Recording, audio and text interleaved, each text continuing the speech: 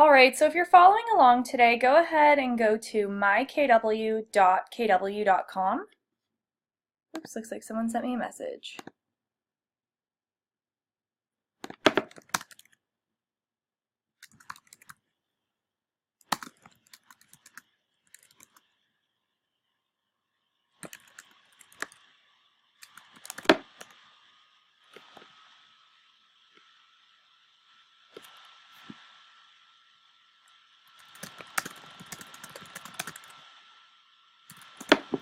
Alright, so hopefully you guys can hear me.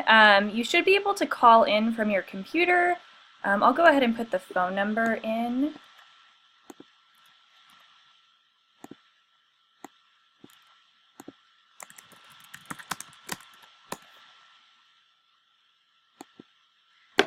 Alright, so if you're following along, like I said, go ahead and go to myKW.kw.com. And we're going to be working in our database today to see all the different things that you have access to, how we can add contacts, group contacts, and just different features that you can set your contacts up on. So once you're on the home page of myKW, we're going to go into the eEdge control panel. We will be working in eEdge today. And we're going to click on the link that says View Contacts.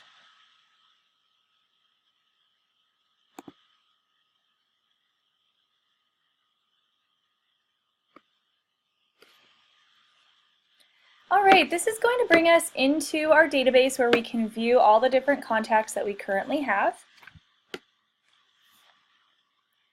If we wanted to search for a contact, we can go up here to the top where it says Find a Contact, and you can start to type in somebody's name.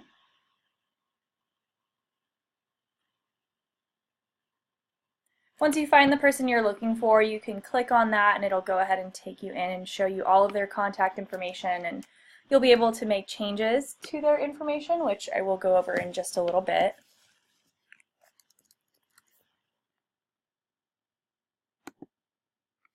If you have a lot of contacts on here, there are different ways that you can sort through them. Right now it looks like it's sorted by contact last activity, as we can see up here at the top. Say we wanted to search by first name, we can click on this little drop down and select first name. And since this arrow next to it is the downward arrow is selected, it's in reverse alphabetical order right now. So what we'll do is I'll actually just click on the arrow next to it, the up arrow.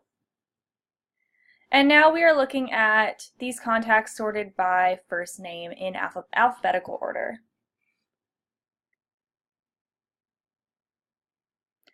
There are quite a few columns on here that show different information about these contacts. In the first column, of course, we have the contact's name. The little bubble next to it signifies what kind of contact they are. There are different colors, I believe. Let's see, looks like we only have buyer. Oh. Well, some of them, I'm not totally sure. It looks like buyer is blue. So if you see, there is a dot next to this person's name, and the dark blue one means buyer. When we highlight that, the little box for buyer shows up. Next to these contacts, when we highlight that, it says personal contact. But I did go down to the bottom, and this one says vendor, and it is also gray. So I'm not totally sure why those aren't all different colors, but it looks like the ones that are maybe like buyers or sellers would be a darker color. In the next column is the notifications, or I'm sorry, activities. Let's see what this says. Reminders, that's what they're called. So in the next column it is reminders. It says due now. So for some of these people, you can see there is a little bell and a number next to it. That means there is a reminder set for this person, and it'll show you the number of how many. So for Ariel, when we click on the little bell button, it'll show us the tasks that are due for Ariel. So it says reminder due now for Ariel Warstadt, and it's a task, and it says please preview the June edition of This Month in Real Estate and make any changes before June 12th. So this just means that Ariel is on one of our 33 Touch campaigns, and we're being reminded that we need to go into the campaign and make any changes before it is sent out. So maybe this person is good to go and you've actually completed this activity. We can click on the button for Mark Complete.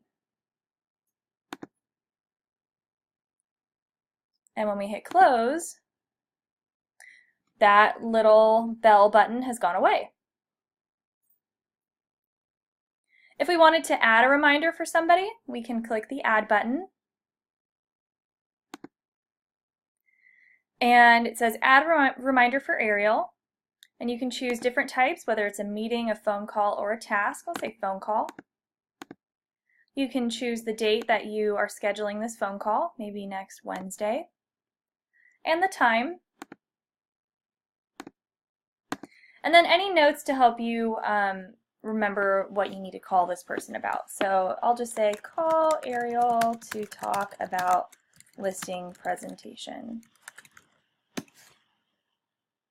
And then you can, of course, add in their phone number, email address, any other notes to help you keep track of this. But once you've added that reminder, you can click the Save button.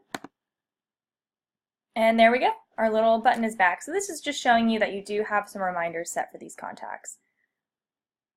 This red one down here, it says Follow Up Due. So if we click on that,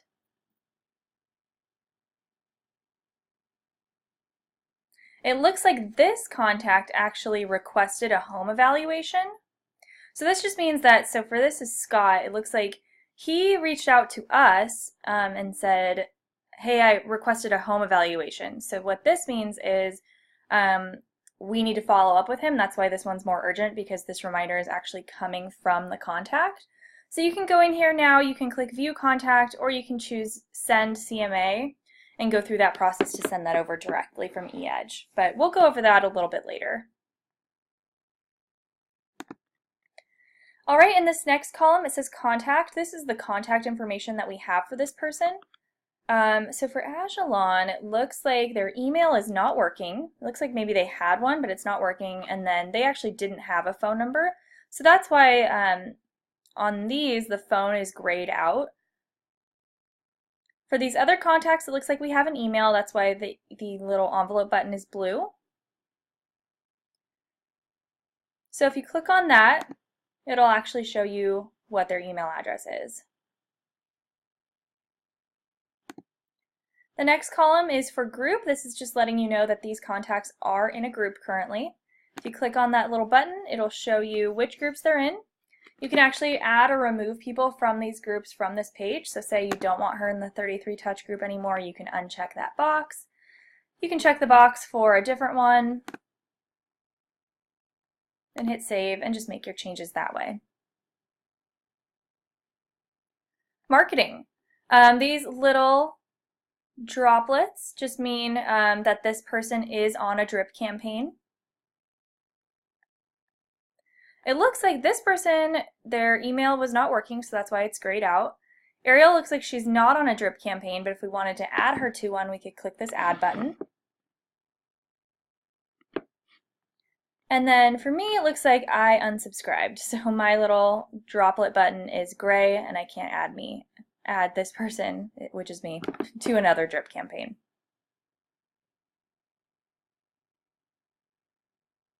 If we wanted to add someone to a campaign from this page, we can just click the Add button.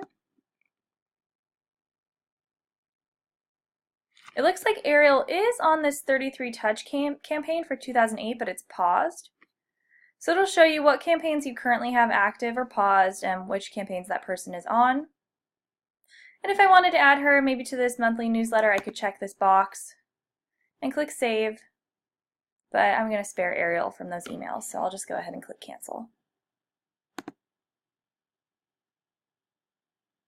Looking for. All right, so this is information that you can add in when you're adding the contact, which I will show you. You can add in information for what and where they're looking for when they're searching for their home. So you can put in their price range, you can put in the city. It looks like I was looking in Nashville, but I don't have a price range in there. But we don't have that set up for these contacts currently, but that's just what that means. Listing search, this is similar to like the listing alerts in MLS. So it looks like for these 2 people, it says contact email not working, and then unsubscribe. But say we wanted to add a listing search for a contact, we can click the blue add button. And like I said, this is very similar to what you set up in your MLS. Basically, you put in the information for what this contact is looking for, and then eEdge will send them automated emails with listings that they think they might be interested in. So let's just put in a name, let's say Orlando. And say we wanted to send, you can send out emails for as soon as they become available, daily, twice a week, weekly, twice per month, monthly, or never. I'll just say weekly. You can type in the area.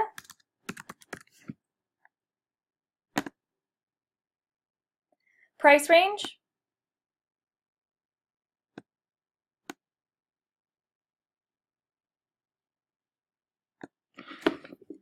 And then, of course, any number of beds or bathrooms they may be looking for.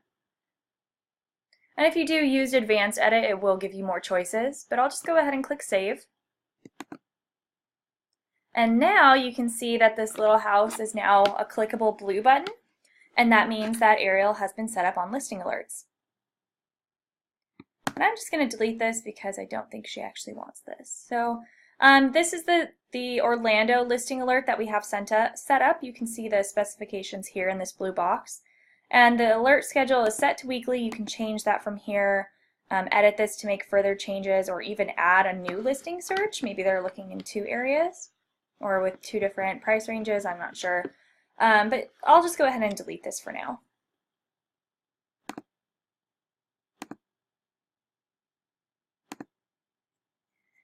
Alright, moving right along, properties column, we can see any properties that this contact has viewed or favorited. And when they have viewed or favorited any of them, you can click on the number and actually see those properties. Source, this is how this contact was added into your database. Looks like all of ours have been imported. Oh, or entered. This one looks like we entered manually.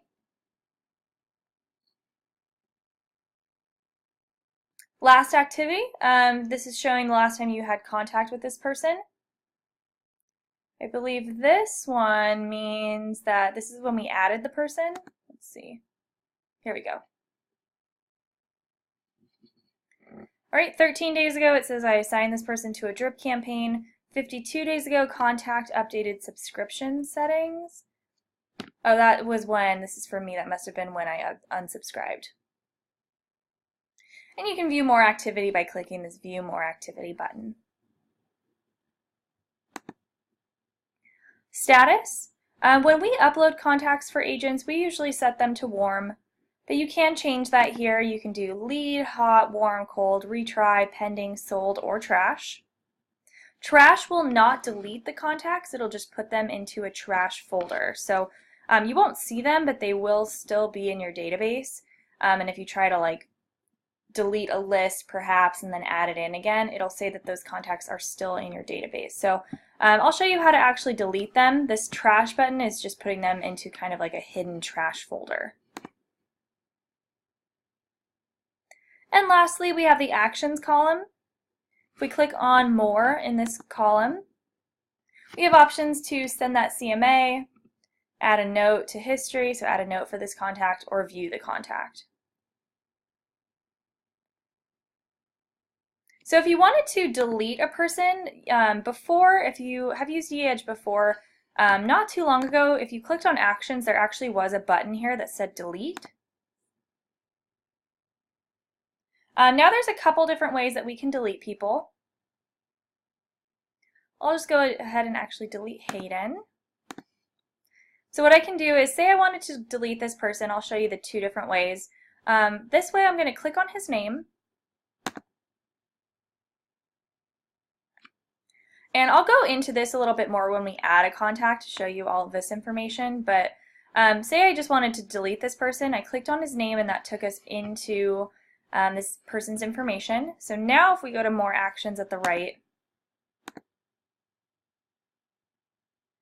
we have the option to delete.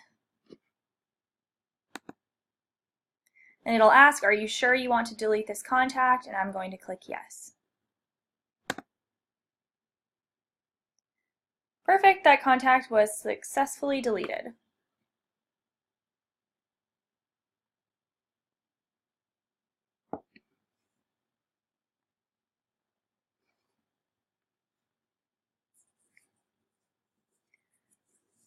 All right, one other way that you can delete people in here, we can actually bulk update contacts in here, so I'll just kind of delete a bunch of these people. So we can add, we're actually going to be adding contacts as well. So I'm just going to delete these people for now. I'll leave myself in there. Can you tell us more? Yes, I will be getting to groups. Great question. No problem.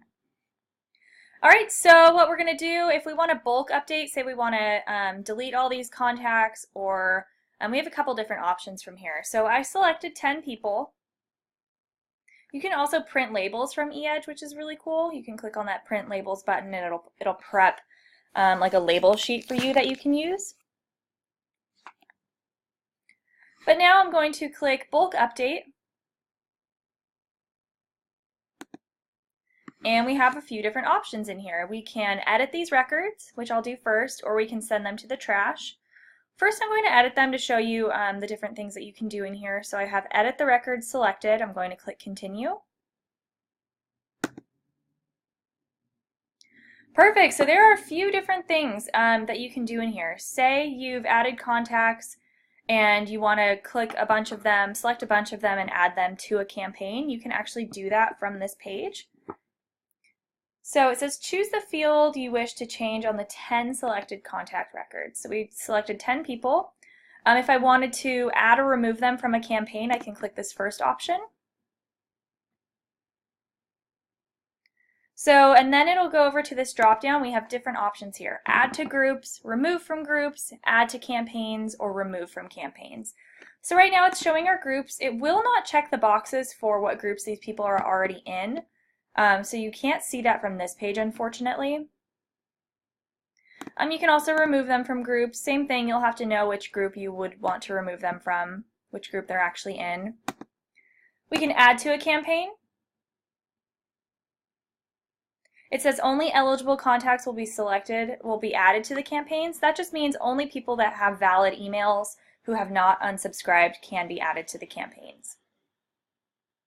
And it'll show us our active campaigns over here on the left, or I'm sorry, on the right. And if you wanted to remove them, same thing, you can choose remove from campaigns. Category.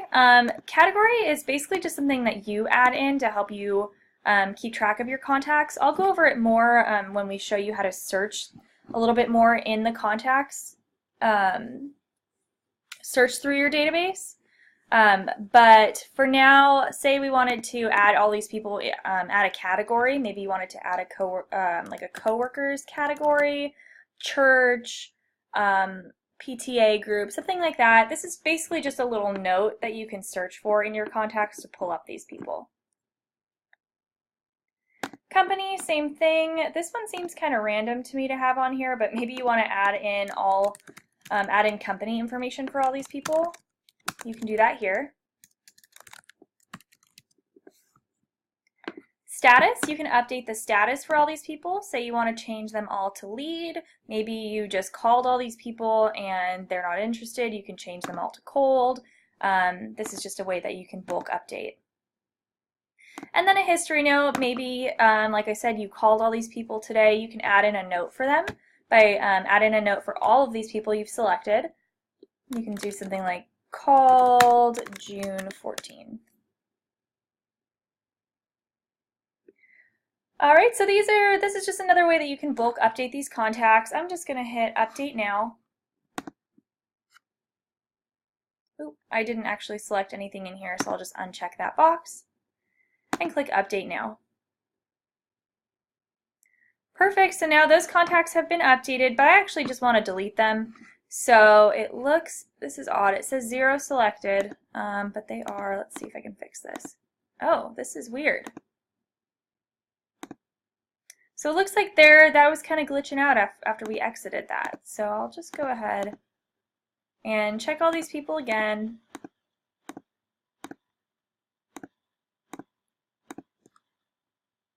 I'm going to click bulk update. Now I'm actually going to just delete these people. I'm going to click send these contacts to the trash. So if you just do this, it's going to just put them in a trash folder, like I said before. But when you click this box, permanently delete the contacts, it gives you this scary warning message that says, warning, there is no undoing this action. These contacts will be permanently removed from your database. So just make sure you actually want to delete them, because once you've done this, you can't get them back. But I'm ready to say goodbye, so I'll just go ahead and click the Delete Now button. Sometimes this does take a while. Just a little note, if you have hundreds or thousands of contacts in your database, to be totally honest with you, deleting people is kind of a pain. I think it only deletes maybe 400 at a time.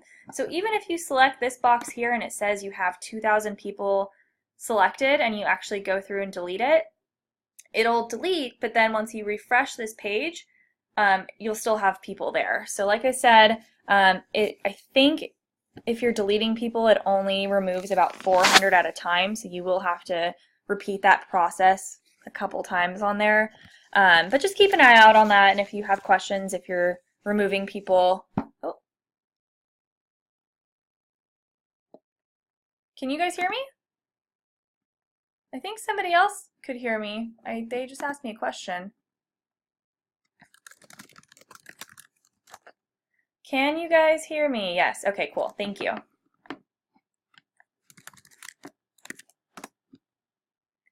All right. Sorry, viewer 29.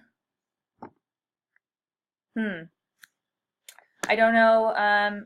Try calling in. Try.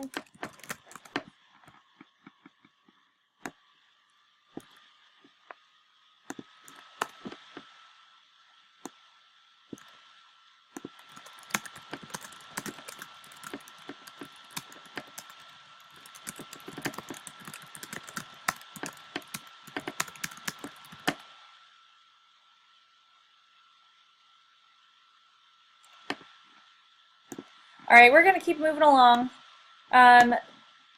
So yeah, just if you're deleting a bunch of people, just keep in mind that it won't go all at once. So now what we're going to do is we're actually going to add a contact. Super important. So from this page that we're on, I'm going to go up to the top and click on Contacts. And I'm going to click this third option that says Create Contact.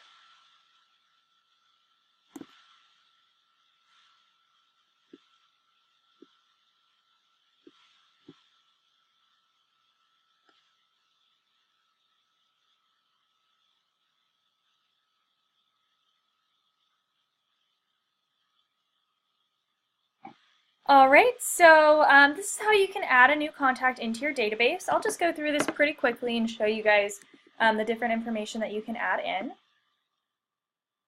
So status, you can choose everything from lead through sold. If you do put this in as lead, they will show up as a new contact in the My Lead section. So just keep that in mind. I'm just going to add Scott because I think I deleted him.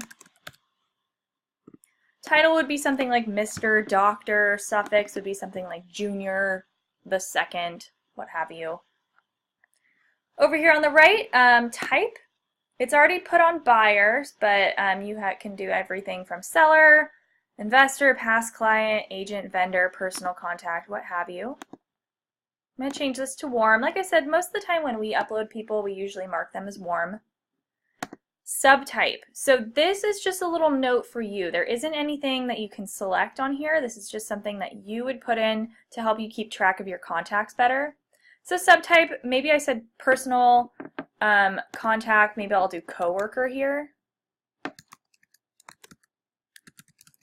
And then there's also category. So honestly, I don't really know the difference between these two things.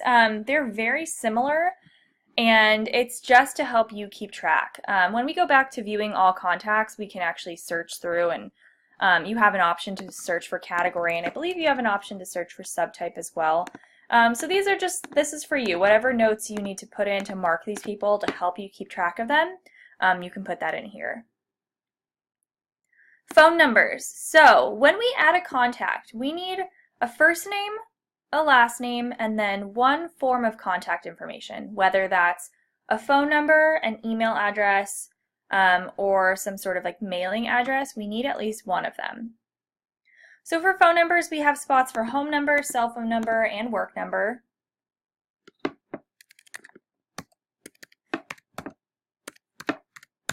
Go ahead and put in a work number for Scott. Email address, same thing. We can put in an email address. Maybe they have a secondary email as well. You can put that in.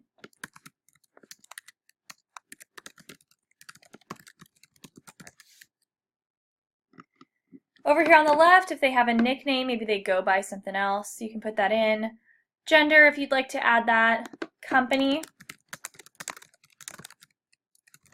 And job title.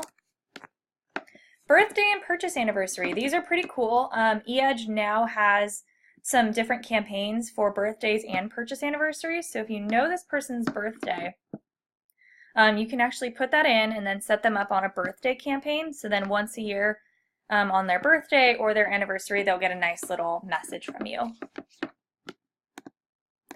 Referral info, I just put wherever this contact came from in this box. So you can say like open house or something like that. Or Zillow, Trulia, KW.com. You can put that information in there. Notes. Any notes you have on this contact, maybe we did meet at an open house, which doesn't make sense because I marked him as a personal contact, but say this was actually a lead. You could say like met at open house on June 16th. I'm going to say in the future because I don't know how to count back from today to whatever Saturday or Sunday was.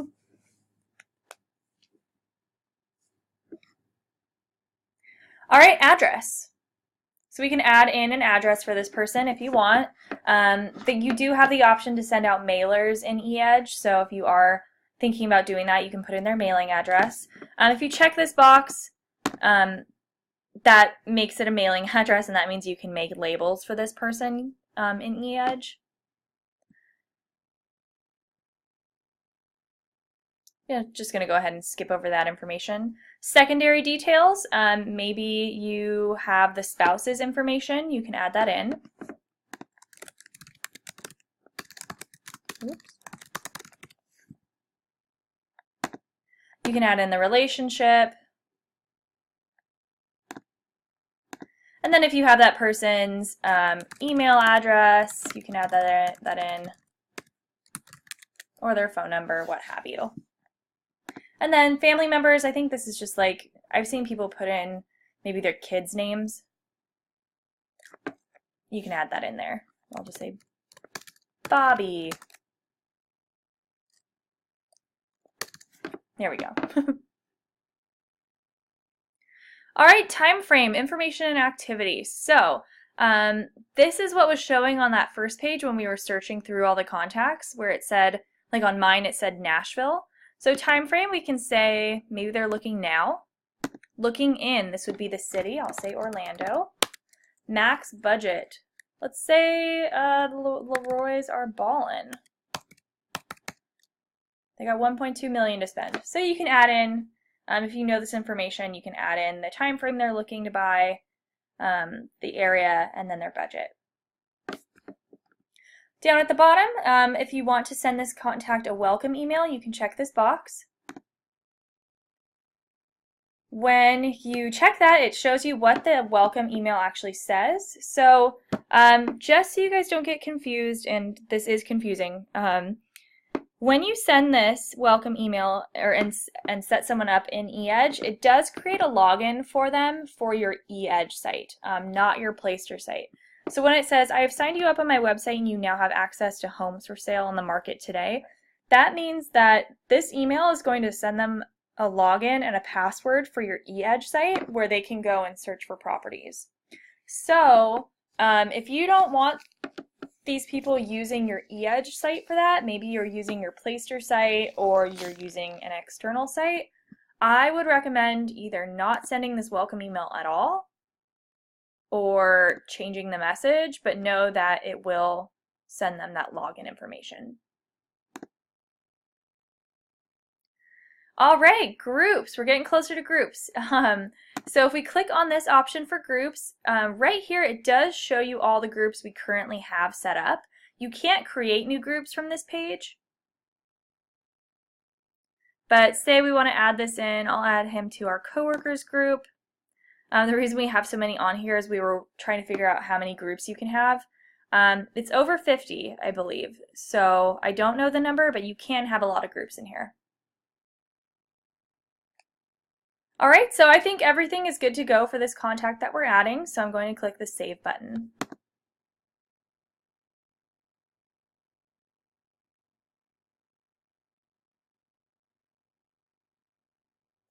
Information, this contact was successfully created, and it says warning note. You will not see activity alerts for this contact if the contact's email is the same as the email address you are using for your activity alerts notifications. Okay, so all this means, this is giving us an error message because I added somebody.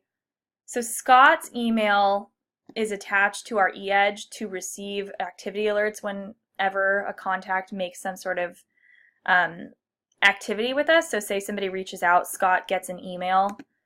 So since we added Scott to his own database, it's giving us this error message. You guys probably will not see this unless you're adding yourself. And if you have further questions on that, I know that probably doesn't make a lot of sense. This is just if you're adding yourself, so don't worry about that. All right, so now we've added a contact. Let's go ahead and take a look at our groups. So if we go back up to contacts, we're going to click this option that says Manage Groups.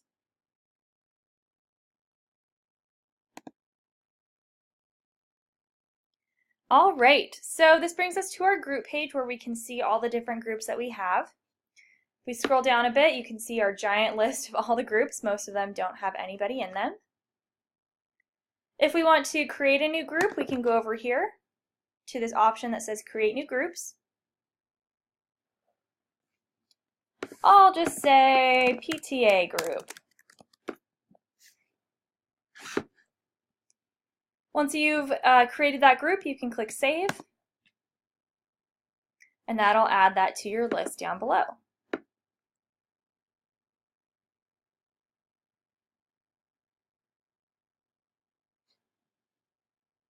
And I don't totally know, this is interesting, the order of these. It's like alphabetical order and numerical order or something. It's very odd. Okay, so it does show all of your groups down below.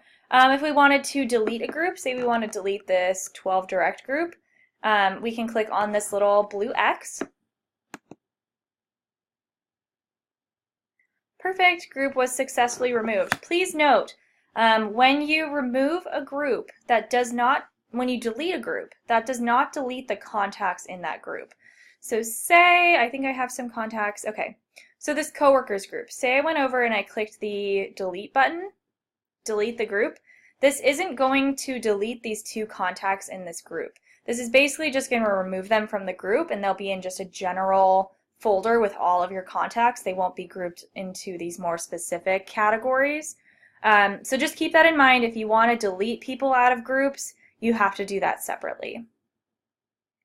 You can also rename groups by clicking on the little pencil button. You can edit group, and that's just editing the name. We have the option to add contact types or associated campaigns to these groups. So under contact types, if we click Add,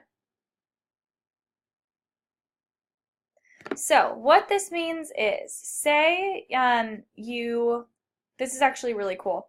They didn't have this feature that long ago. So say you have your coworkers group or you have your 33 touch group. What this means is if you set a contact type, maybe your 33 touch, or you know what, this is going to make more sense for buyers. So let me find a buyers group in here.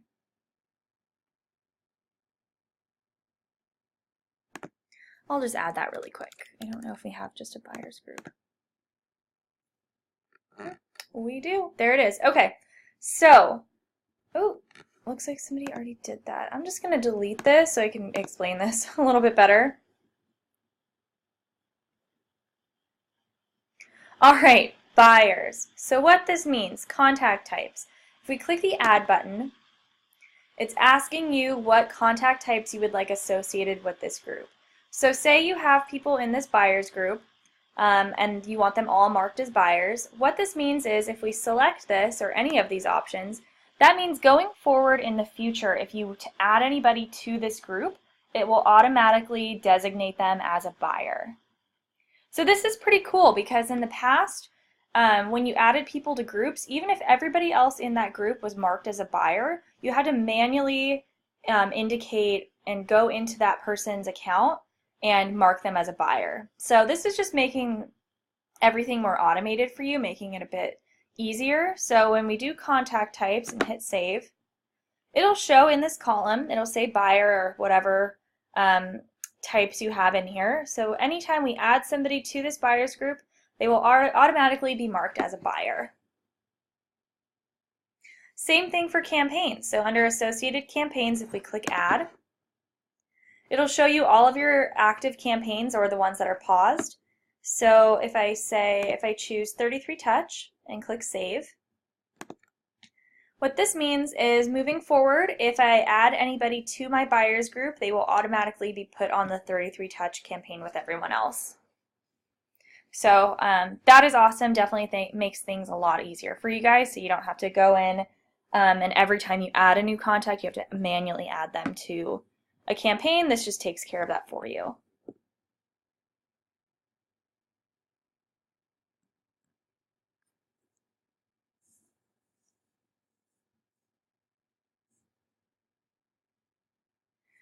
All right, if you wanted to see the contacts that are in these groups, we can actually go in. Let's see, we have one group in here that has people in it.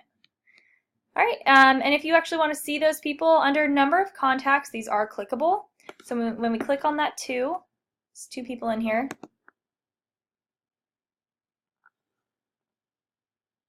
All right, it will show you that contact information. So this is pretty cool. Scott Leroy, it does show the secondary contact's name underneath, which is pretty cool.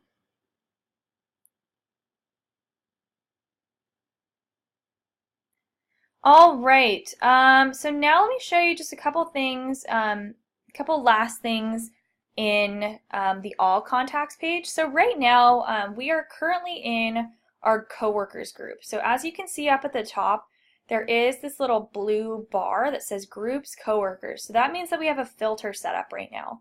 I'm going to go ahead and clear this filter to show you how else we can search through our contacts and the different filters that are available.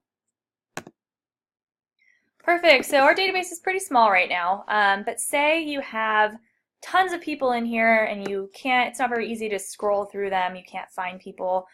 You can, of course, use this find a contact box up at the top, but that's really only if you're searching for one person. Maybe you want to search through your database and search for only buyers or only people that have phone numbers or people that are missing phone numbers. You actually have those options. So what I'm going to do is I'm going to click this blue button that says filters. And it's going to give us a little pop-up. So these are filters to help us search through our contacts. And we have lots of different options in here. So over here on the left, contact info, we can of course search by name or phone number or email address or mailing address. This is pretty cool. So I mentioned maybe you want to look for contacts who don't have a phone number. You could say no. So maybe I only want to see contacts that don't have a phone number. So if you search this and hit that search button, it'll show you people with no phone number, and then you can reach out to them via email and say, hey, I'd like to call you. Can I have your phone number? Or something like that. Status, you can search by status in here. Maybe you only want to see your cold people to follow up with them and see if anything has changed for them. Oops. Email status, maybe you want to see people who have unsubscribed from your campaigns or undeliverable emails. Maybe you want to check out what bad emails are in your database so you can delete them or try to follow up with them and get a good email address. Lead source, that was that, let's see, if you have this entered where they came from, you can add that in. Referral info, like I put open house, you can type that in. Category, we added that in. You can, when I said like PTA or church group or whatever category you added, you can search for that here. And then comments or history, maybe you want to search for that date, or whatever notes you made to help you find specific people, you can do that here. Moving over, notifications, open follow-up requests. See if you want to see people that have requested CMAs or requested property info, you can do that here. Marketing, we can search by our groups. So if we click on the groups option, it's going to show us all of our groups in eEdge. So say we only wanted to see our Disney characters group, we can click on that and it'll only, once we hit search, it'll filter that out. You can have people that, maybe you want to see people that have listing searches set up and kind of follow up with them. You can follow up with people who are on campaigns. Maybe you want to see people who are not on campaigns currently. You can search no and then add them to campaigns once you have them sorted out. Over to the right, filter by type, whether maybe you want to see buyers, sellers, you want to get in touch with your vendors for some information. Subtype, this was that other thing that we typed in. So this would kind of make sense for like maybe vendor, and you could say like staging or something like that. So that's a good example of type and subtype. I'll just go ahead and unselect that. Looking in, maybe you only want to see people that are searching in a specific city or have a specific budget. And then dates, contact created, you can look for, maybe you're looking for people that you added within a specific time frame, or people you've contacted within a specific time frame, or maybe you want to see people that were active most recently and say, hey, I saw you were on my site, what you looking at? Stuff like that. So I'll just go ahead and filter by, I'll just do group again. So say you want to look by group. I don't have a ton of contacts in here right now, but I'll just do coworkers and click search. Perfect, and you can see now it's only showing me people within this coworkers group that I have filtered out.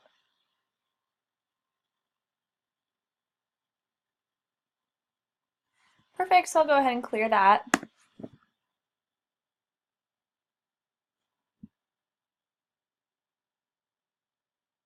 All right, just a couple more things we want to go over before we wrap up today. I want to show you if maybe you want to make changes to a contact that you've already edited. I want to show you all the information that's in there. And there are a few other things that you can see once you actually click on the person's name. So I'm going to click on my contact for Bailey Smith.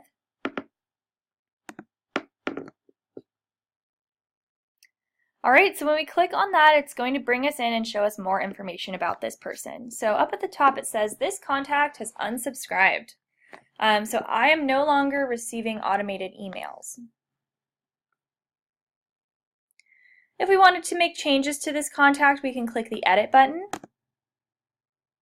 Maybe we got more information, maybe we got a phone number for this person, we can add it in. Maybe we figured out their birthday, we can add that information in. Notes, looks like I added a note on November 9th saying Bailey rocks.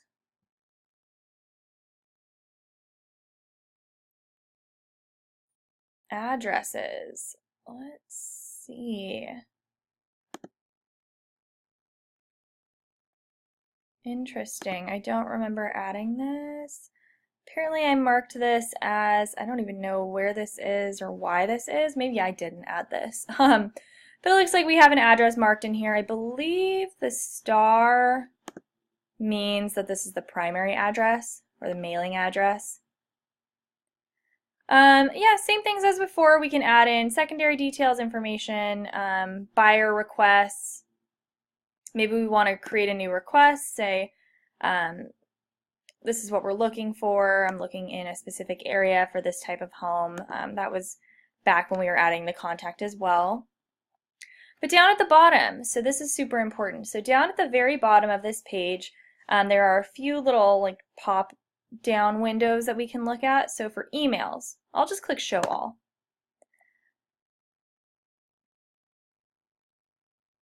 All right, so emails. These are emails that you have received from this contact. So it looks like these are the automated emails that you get when you email me. So it looks like we received an email from this contact on April 18th at 8:34 a.m. and this is what it said. You can actually click on that and go in and view the email. Maybe if you wanted to reply to it, you can click on this. You can archive it, transfer it, or delete the message. So this is viewing, I'm just going to go back down. This is viewing all emails that this person has sent to you, but directly below that, you can see the emails that you've sent to them. Looks like I sent out something called Happy Gorilla Thursday that this contact received, and then it looks like this contact was just on like a email campaign, so you can see these are the different email campaigns that this person received. You can see if they opened them or clicked them. Down below we can see reminders. Looks like we had reminders set in November and January. You can follow up with those here or add a new reminder by clicking the Add New Reminder button.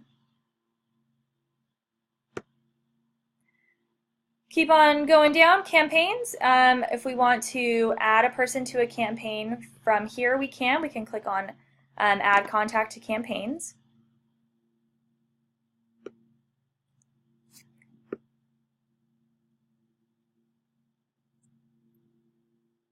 You can do that here. And then groups. It'll show you what groups this person is in. You can actually create groups from this page. And then if you wanted to add or remove them from groups, you can click on those buttons and then select the boxes you want to add or remove from. Going back up. So we're on the summary page right now. I'm going to click on this new tab, the second tab for listings. All right, so from here you can check out the listing alerts that you have set up for this person. So if you do have listing alerts set up, you can add that in.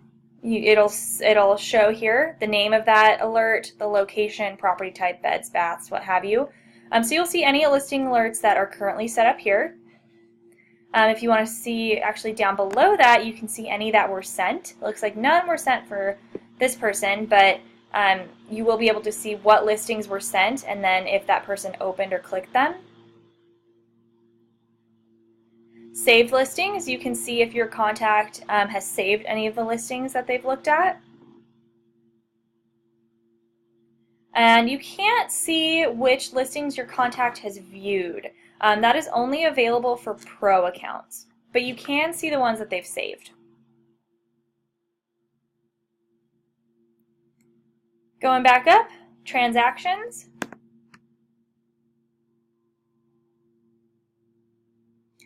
This is just linked to dotloop. You don't really have to worry about that. And then history. This is like the full history of everything you've had, every interaction with this contact. Down below here, we show the status. We show that there is one reminder for this contact currently. I think it's the one that just says edit the campaign before it gets sent out. You can send an email to this person directly from this page. Send listings. So this is setting up those listing alerts. I'll go ahead and click that really quick. Oh, actually, this is just sending listings. This isn't setting up listing alerts. I apologize. So maybe you think that this contact is interested in this $28 million home with 12 beds and 15 baths. When I clicked on send listings, you can go in here. You can actually search for people, search for listings. You can use the map to search. There are different filters in here to search by. But I'm just going to, it also will show you just some over here. It looks like you can send 30 at a time. So I'll just click a few. Maybe this contact has got a great budget to work with. So I've selected 4. It'll say 4 out of 30 selected. And I'm going to click Send Listings. And from here it puts together a nice little email for you. The subject says check out these properties. You can of course change this. And then it has my contact information here. This is the person we're sending it to, but you can also send it to additional people if you want to type in an email address.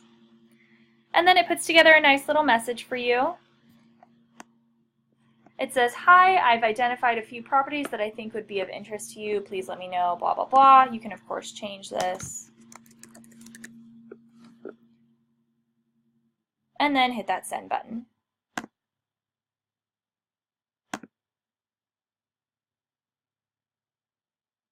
I'm actually going to go back. So we did send listings. Couple last things. We're going to go to more actions. So from here we can add those listing alerts in. We went over that on the first page. We can add them to campaigns. We can also send a CMA from here. So I'll do that really quick. So if we choose send to CMA, you can actually go through this and put together a nice comparative market analysis for this person. So we have options here. We can email it, we can download give them the option to just download the PDF, or I'm sorry, we can email it, we can download the PDF, or we can email it and download the PDF. So I'll just say download PDF. This will show, we have to have the person's address in here to have properties to compare it to. So if this isn't here, I believe you can just add that in.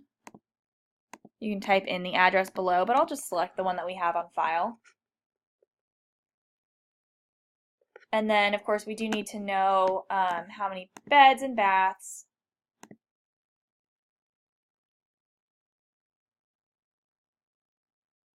And then the price range. Let's see, I'll just see 500,000. I'm not sure how much homes are going for in Austin at this moment. But if we click continue, it has an introduction page that it'll put together for you saying I've put together a home market evaluation for you. It'll say the price range, so you will need to know, get like an estimate of what their home is worth, what have you. And of course you can change out this information, make it say whatever you want, but I'm going to click continue. Active listings. So I don't have a zip. Let's see.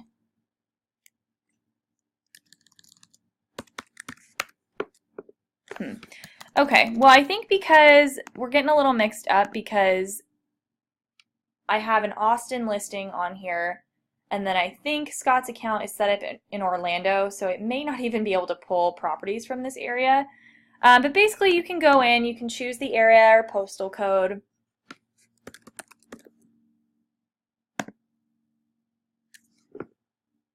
The property type, how many beds, how many baths, and then your price range.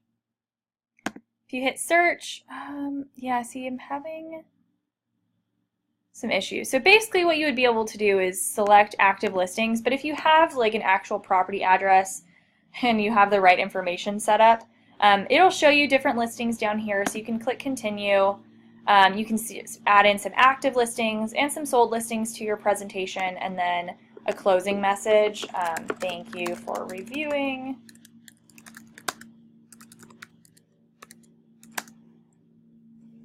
What have you. So then what you can do, once you have this all good to go, you've added in your intro, the property information, and then selected your active listings and sold listings. If we click preview, it looks a little funky, but it will actually put together this nice little CMA report for you, and it'll show the listings here, and it has your little footer on there, and then you have the option to download the PDF, and then you can print that and give that to your contact. Alright, last thing I want to show you guys is importing and exporting contacts. So if we go up to the Contacts tab one last time, we're going to click on Import/Export Contacts.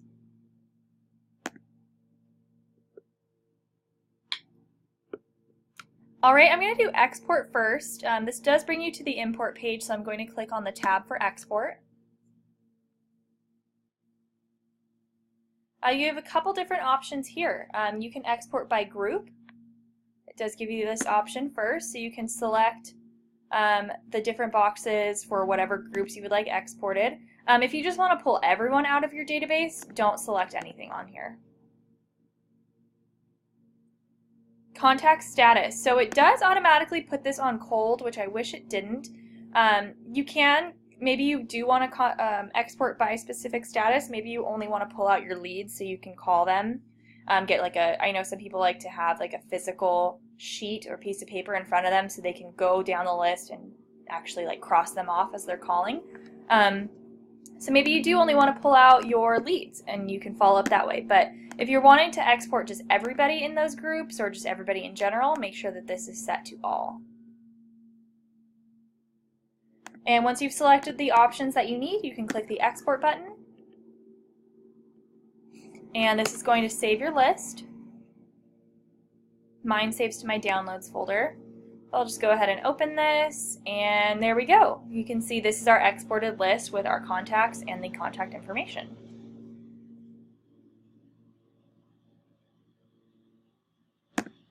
All right, last thing we're going to do today, if we go to the Import tab. Now, importing contacts can be a little tricky. I'm going to go through this pretty quickly since we're wrapping up, but we do have some other videos on our YouTube page that go over this a little bit more in depth. But please know if you have trouble with this, let us know and we're happy to help because we know like how finicky this can be. But step one, it says select your type of contact list. Most of you will choose basic contact list, but you do have the option to just directly upload your Outlook list, your top producer list, or any contacts from My Real Estate or My Red Tools, but I'll just choose basic. Alright, as I stated before, if you would like to add a contact into eEdge, we need a first name, a last name, and then some form of contact information, whether that's an address, a phone number, or an email address.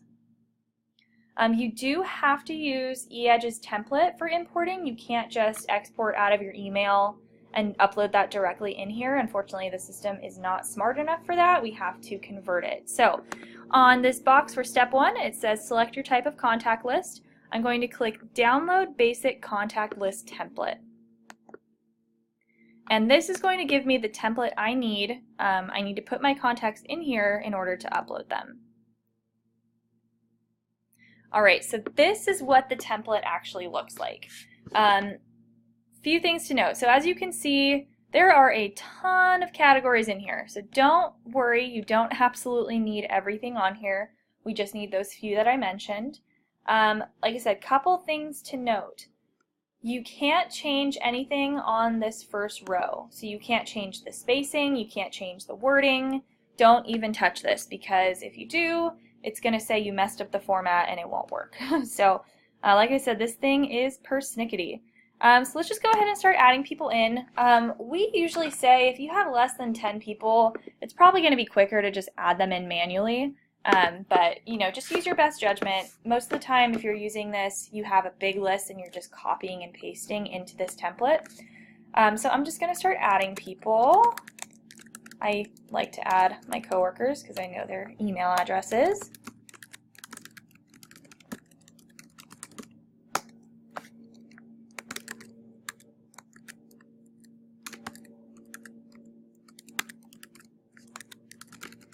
So you can add in your contacts, of course, if you have more information, like if you know the company they work for. Maybe you know their birthday or their anniversary, work phone, cell phone, different addresses, what have you. You can, of course, add that in.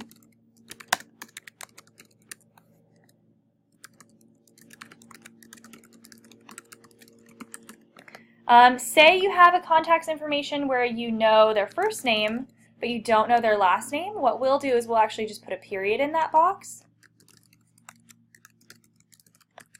and then add in the rest of their contact information. Maybe you have an email address, but you don't know the person's name.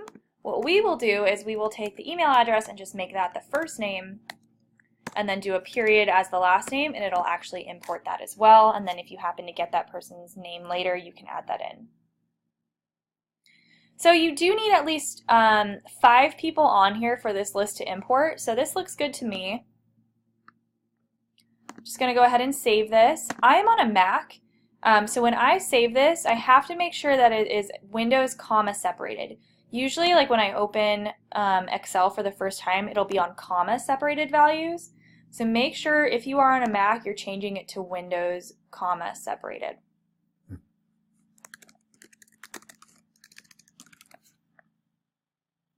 If you're on Windows, I think you just choose regular CSV and it works fine. So I'm going to click Save. I have my list good to go. I'm going to go back to my my eEdge page. We're on step 2 now. It says select your list import options. We can choose a status. All the contacts that you import, if you choose one of these, they will all be the same status. There isn't a way to choose like half these people are buyers, half these people are sellers, what have you. You would have to import those at different times. So I'll just choose warm, contact type, I'll say other. Group, add contacts to group. So if you want to add these people to a group, make sure that you have the group created ahead of time. You can't create a group from this page. You would have to go to that groups, manage groups page and add it first. But I'll just add these people back into the coworkers group. And then step 3, attach and import. Choose file. So this is where we choose the list from our computer. Mine is in my downloads folder, so make sure you know where your list is before you try and do this, because I know it's pretty frustrating to be ready to go and then you have no idea where your file is.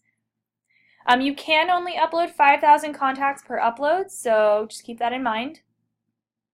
If you have a ton of people, you will have to split them up into different lists. And then this box, you have to check it just saying that these people have opted in. And then I'm going to click the import button.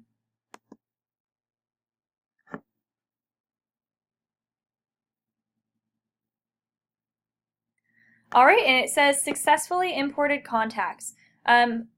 Sometimes you will get an error message. Like I said, this thing can be a real pain. Sometimes it'll say like emails are bad or invalid emails, what have you. So you do have to make sure that at least for the first 6 people when you're importing, they have to be perfect. So for the first 6, just to get it in the system, make sure that those people are all good and have good email addresses. Sometimes what I'll do, like if I know maybe like some of these emails might not be good, I'll add in myself for the first 6 rows. So I'll do like Bailey Smith.